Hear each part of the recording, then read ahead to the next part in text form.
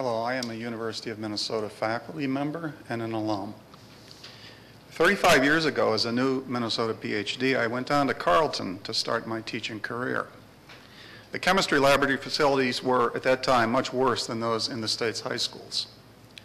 And yet Carleton today is widely acknowledged as one of the best institutions of its kind. There is a lesson here that I have never forgotten.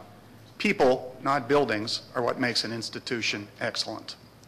An imperfect acknowledgement of this idea is our administration's use of the phrase human capital. Along with reminding me of my old lesson about the primacy of people, this phrase reminds us all the old caution to pay attention to what people do much more than what they say.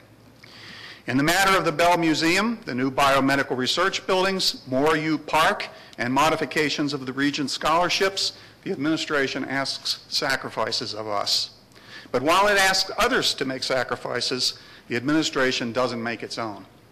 A salary freeze at the level of $700,000 is not the same sort of sacrifice as that made by a person earning less than 10% of this amount and ultimately losing his or her job.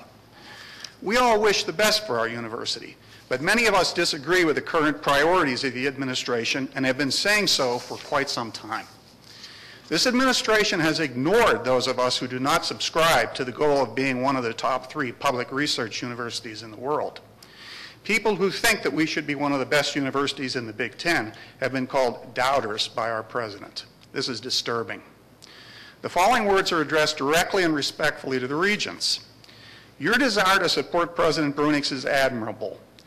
But some things that I have witnessed at board meetings over the past few years lead me to believe that more skepticism about the administration's priorities is in order. Signs of this skepticism have begun to emerge.